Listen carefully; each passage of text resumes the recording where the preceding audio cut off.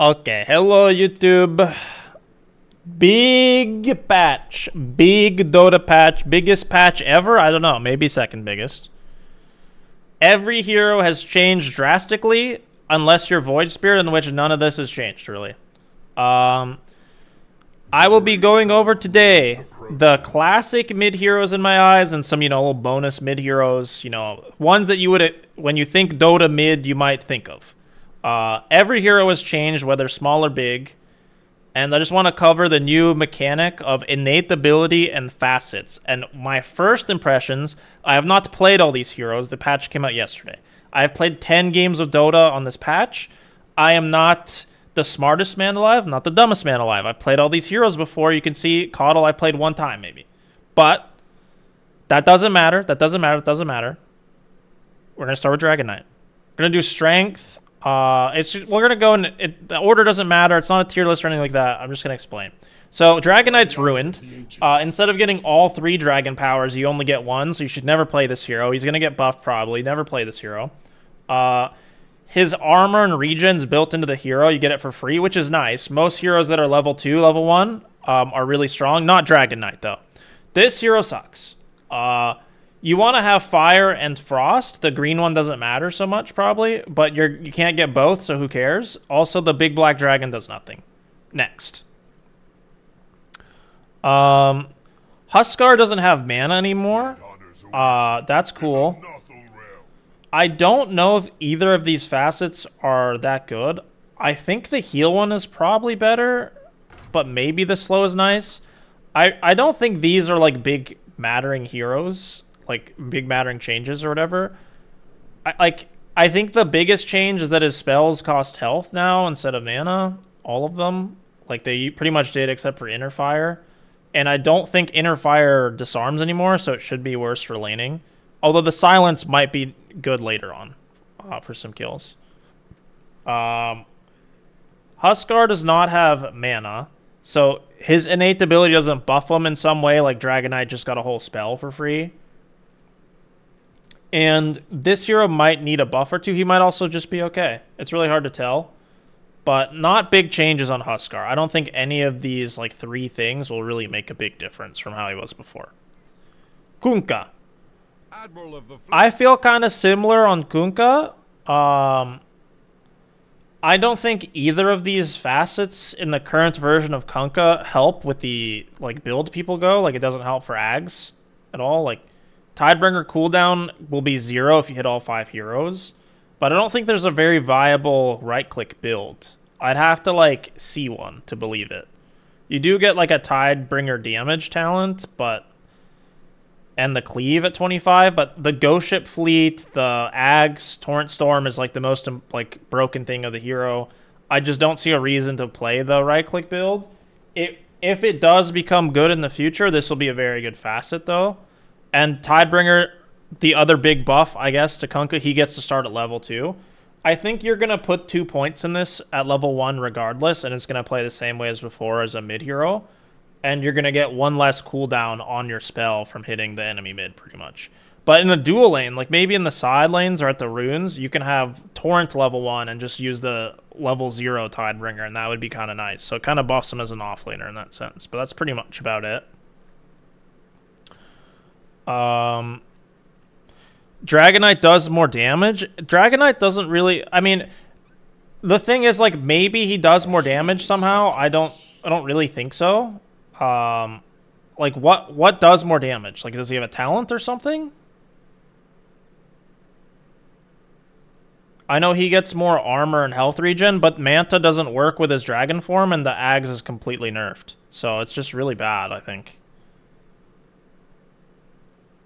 I honestly think he probably does less damage, to be honest. Primal Beast, both of these talents are interesting. Or not talents, facets. We have too much shit in Dota, I don't know. Colossal is not a big buff. It's not a, like, it's going to matter a little bit. You can hit buildings now. You never really did that before. Like, I don't think this gives you enough damage to go a right-click build. You're going to do the same build. You're just going to be able to contribute to pushing towers in the early game a little bit. I think the movement speed is much better, personally, but I could be convinced if I see a good build with Ferocity and a Bloodstone or something. It's interesting. It makes your W kind of big. Like, not huge, but like kind of bigger than Iron Shell radius, you know? And it makes your ult hit the entire screen when you have 5 stacks. Like, everybody gets stunned by your ult pulsing, which is also a pretty big deal.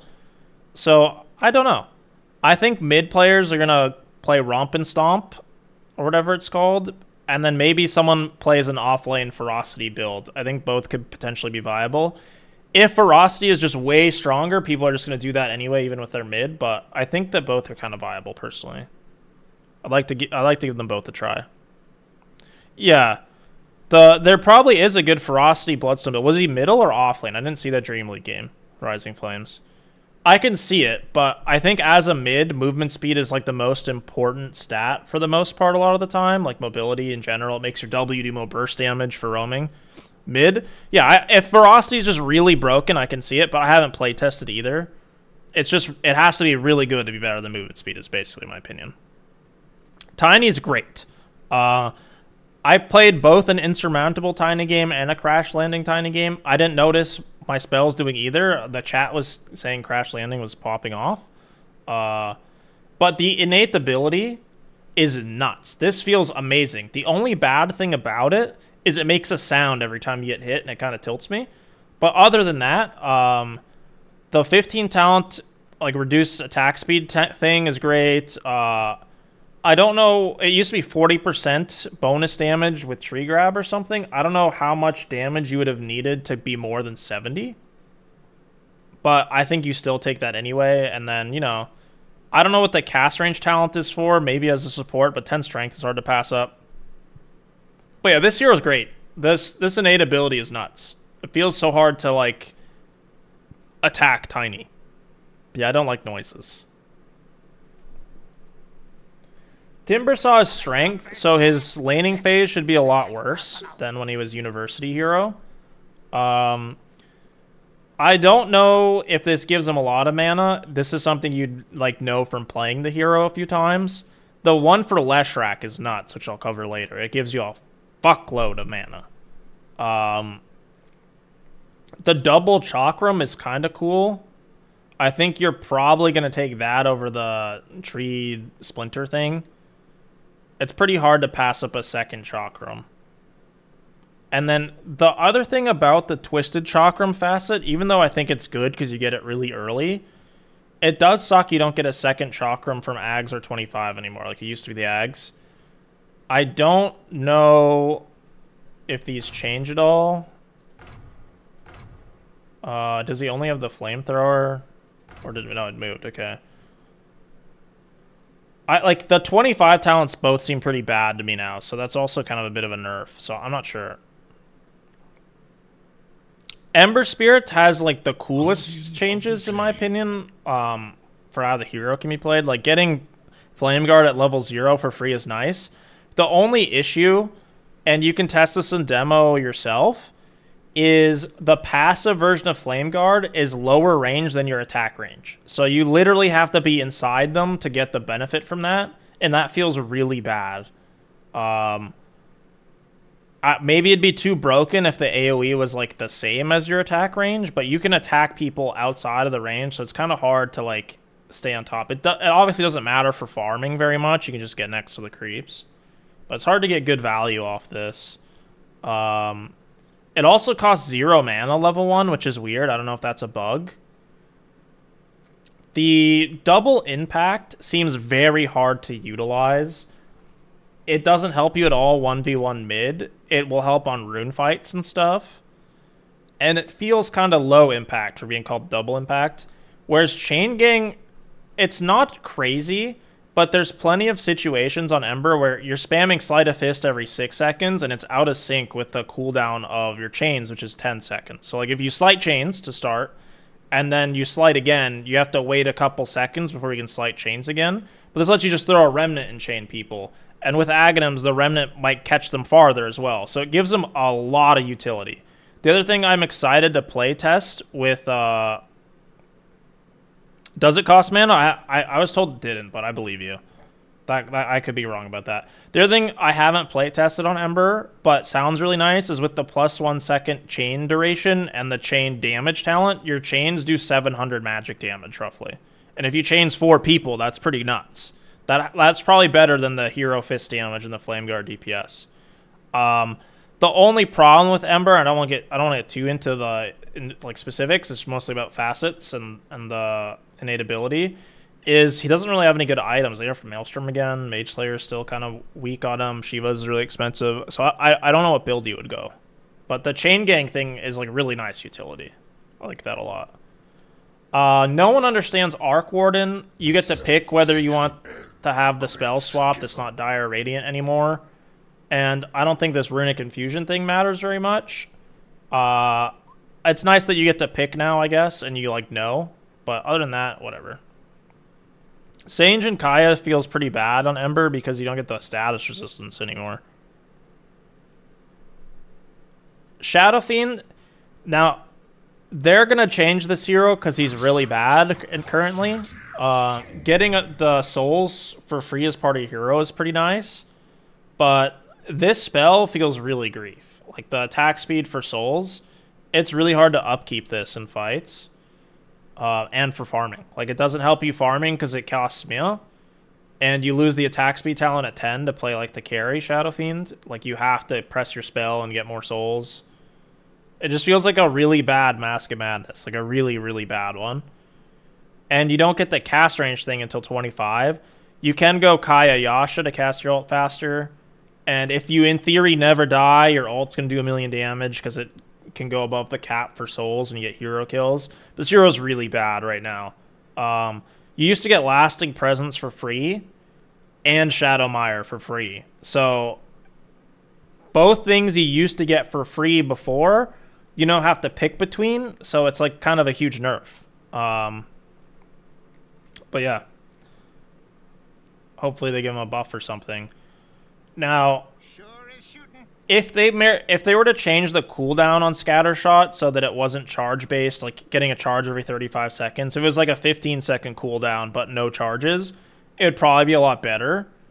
But I think that when you go Scattershot, it's just like waiting 35 seconds to get a 1-second shrapnel slow when you used to get the vision from it, put the slowdown in the lane. Like, it doesn't have as much presence on the screen.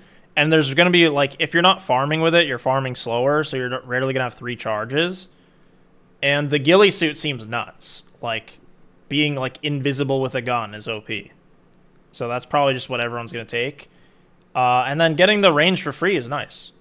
You're, like, a level 2 hero, level 1, which is pretty OP. TA is absolutely busted right now. I expect this hero to get nerfed in some way. Starting with Psyblades and Meld level 1 is, like, the stupidest thing I've ever seen. Honestly, I think Refractor's a little bit better than Void Blades, but they're both also really good. This hero got a lot of love for no reason. If you're a TA spammer, now's the time to pick this hero a lot. This hero's great right now. The win rates reflect it, so it's not even like an opinion thing. This is just a nuts hero. The only hero better than TA is Legion right now, I think.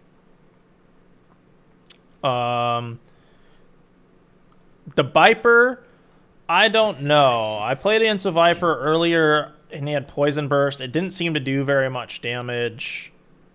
I think the hero is still fine. You play it the same as you would last patch. You just get a nice little facet buff, and Corrosive you get for free level 1. You know, you get to be level 2, level 1 pretty much. It's nice. I don't know if Caustic Bath is better or Poison Burst, but both are pickable at least, so it can't be that bad. Monkey King, I've heard it's pretty good, but I don't know. Like, there's no trees mid to do this. Like, this is more of a support thing, I think. Jumping around at full HP. And then this is more of the core one. This is great. I think if you have Aegis, and I haven't tested this, I was told that with Aegis, you can respawn in your ulti. And you can also leave your ult really quick and come back in, which is nice. And that is like a huge buff. I think if... And I'm actually gonna test this one right now.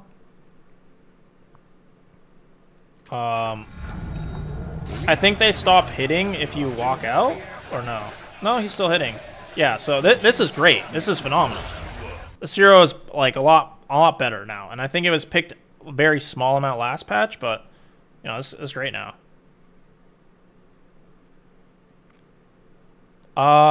Zeus.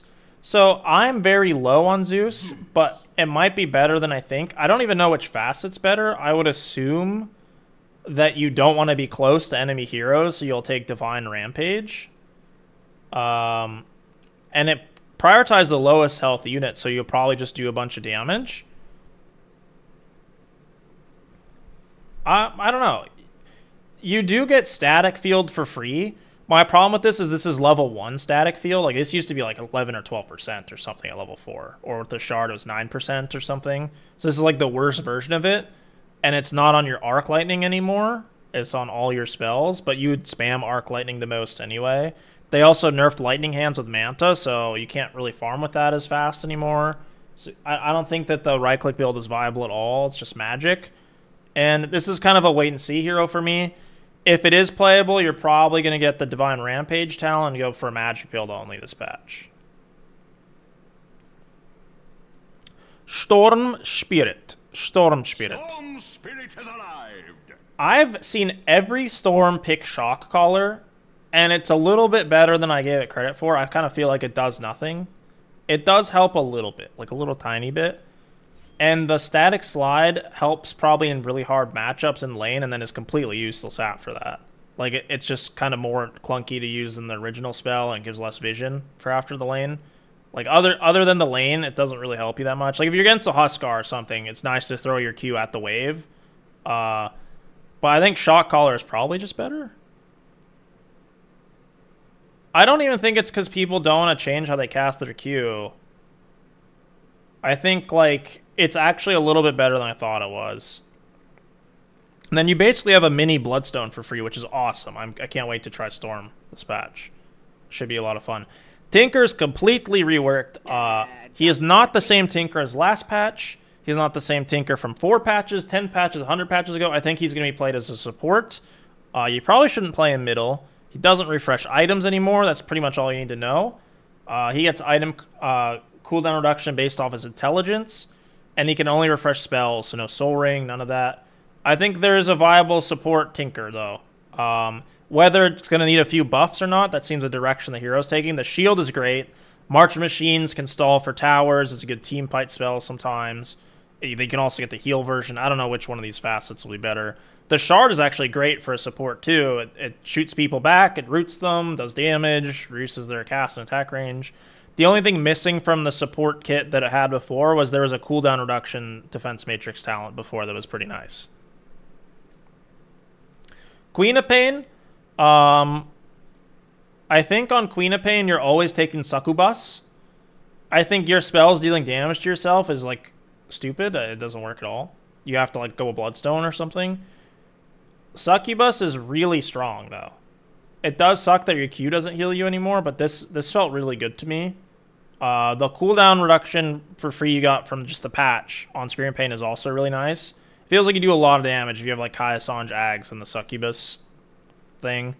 I don't know what 15 talent is better. That also confused me, but I think the hero is pretty okay as a magic hero right now. I was playing it purely right-click with the Glypnir last patch and like Parasma and stuff. Death Prophet seems completely ridiculous to me. You get movement speed and a cooldown reduction per level for free. That's nice. Honestly, don't know what talent is, or not talent, facet is better. I really don't know. I feel like the slow on silence is really nice. And I also feel like this must do a decent amount of damage for it to be a facet, but I haven't tested it. I really don't know. But this hero is great. If you like Death Prophet, it's a good time to play her, honestly. Necrophone, I don't know. I really don't know. You get your ability that like to kill creeps for free from the aura, so maybe there's some weird world where you go 4-4-0 or something. I literally don't know.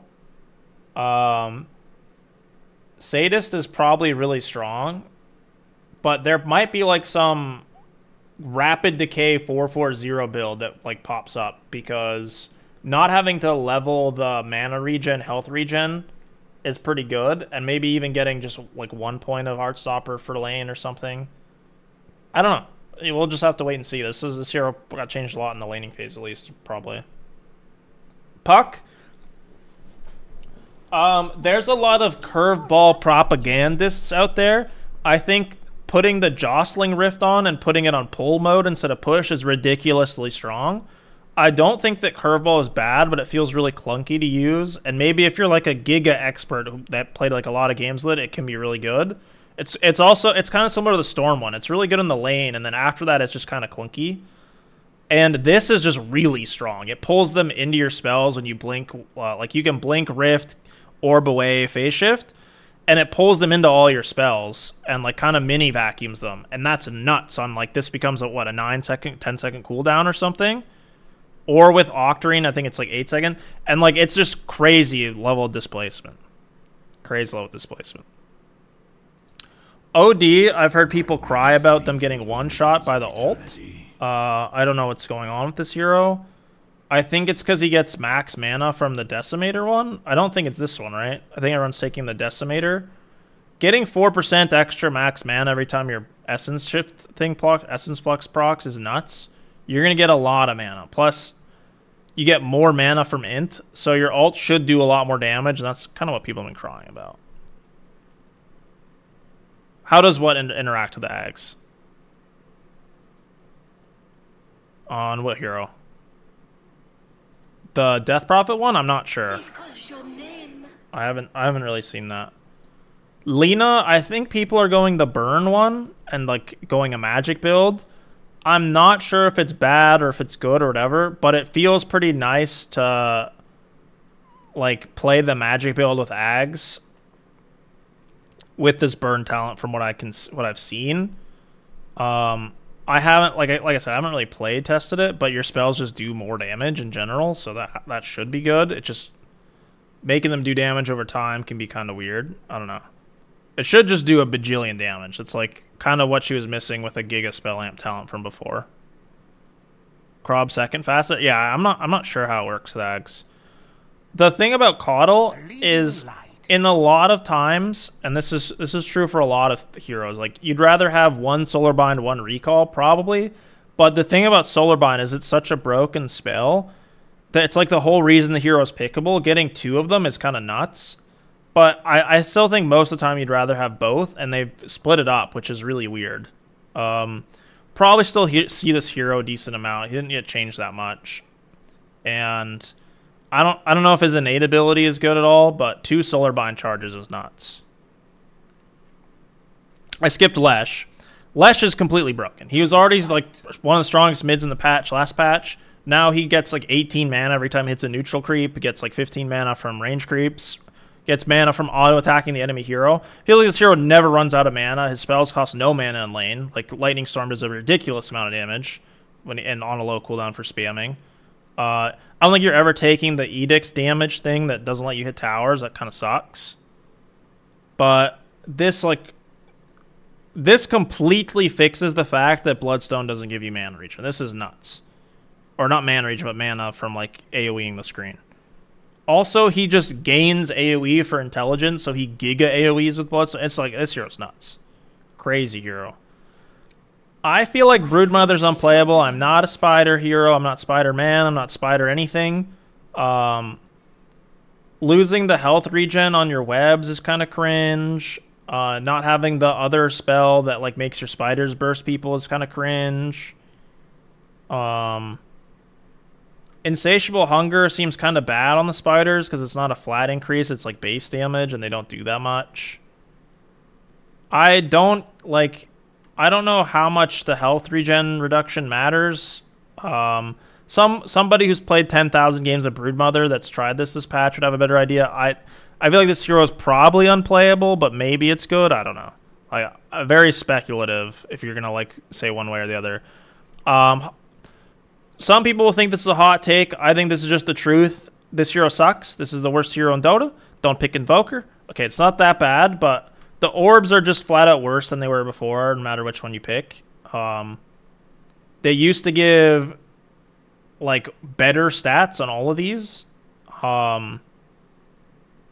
Like before it was cooldown reduction, spell lifesteal, and spell amp. It was health regen that you got ×3, attack speed and movement speed you got ×3, and exort damage you got ×3. So a lot of people are confused about, like, it says exort does 3. You don't get 9 for having 3 orbs. You just get 3. You used to get 9 for having 3 orbs. So this feels pretty bad. Quas dealing damage over time is probably nice for a support invoker. Elitist seems pretty bad as well. You don't get the attack speed on Wex. You have to hit them to get spell amp on exort, which is very rare. Like if you do the Ags build with a Faceless Void, you're not going to hit them before you cast Cataclysm. Someone can prove me wrong in Invoker. My gut feeling and my first impressions is the hero's unplayable and is going to need a buff on like both of these talent tree, facet trees or whatever, facet trees. Do you? Let me see.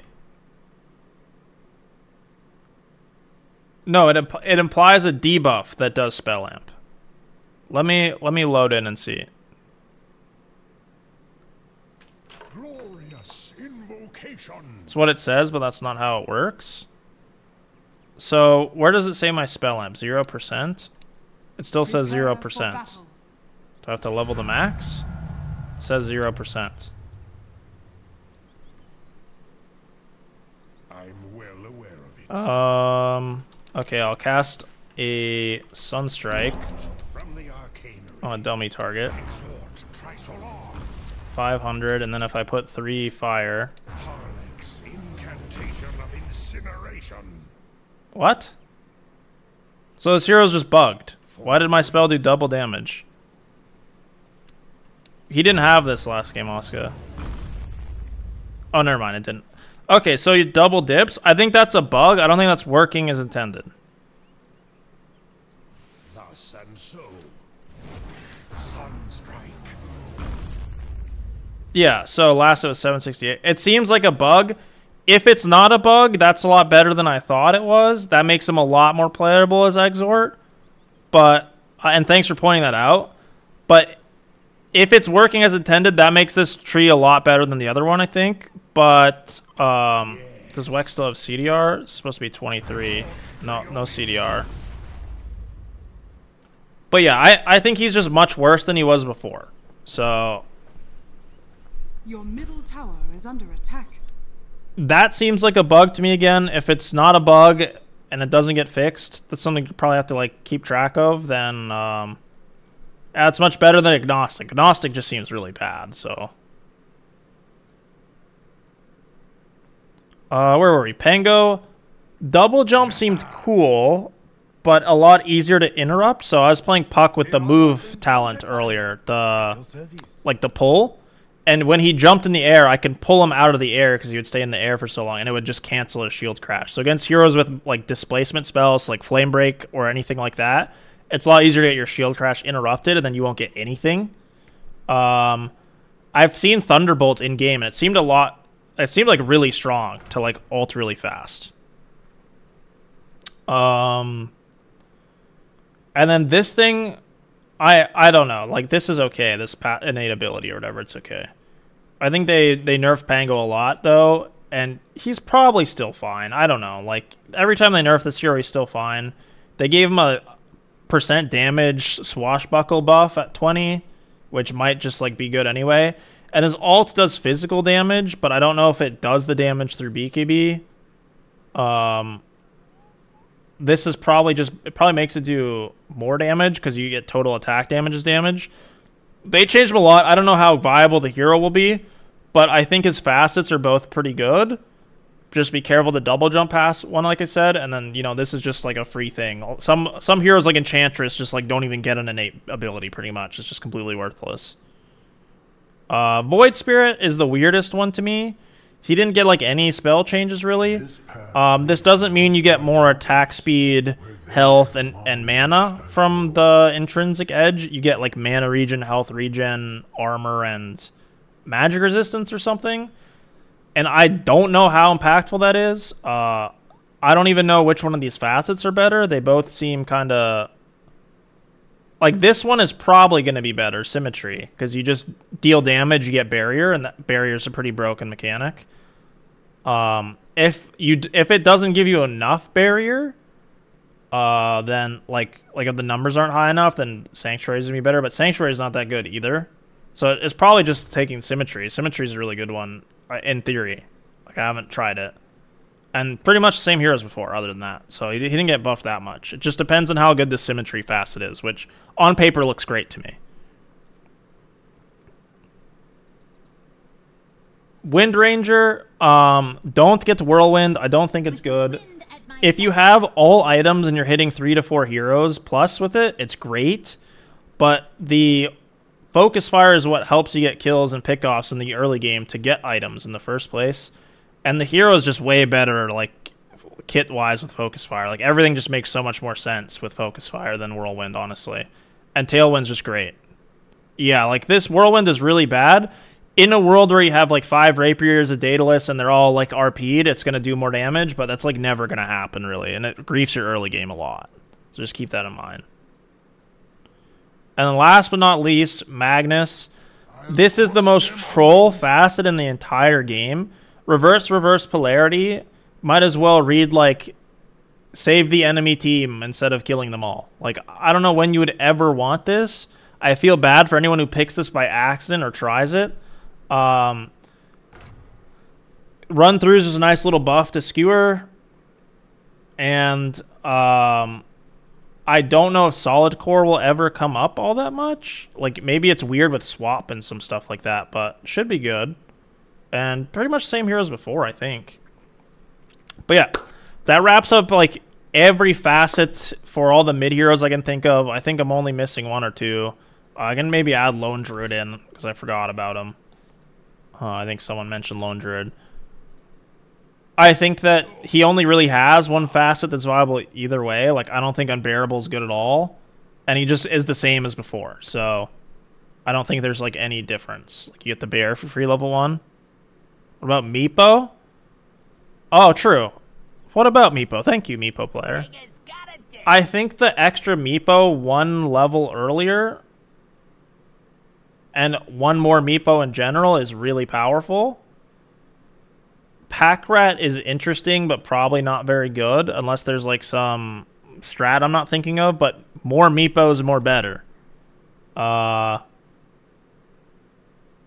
And then an extra choice of neutral items is kind of like it's a pretty bad innate ability compared to the other ones, but it's not completely worthless. But yeah, like getting like 7 Meepos or whatever, 6 Meepos, who knows? 5 Meepos? That was ridiculous. I played a game against it earlier. Oh, and they buff net too. So yeah, Meepo's probably ridiculous right now. But yeah, don't want to yap for too much longer. It's a little summary. Biggest patch of all time. I think reading all the patch notes took me like 3.5 hours or something. Hope you enjoyed the video. Goodbye.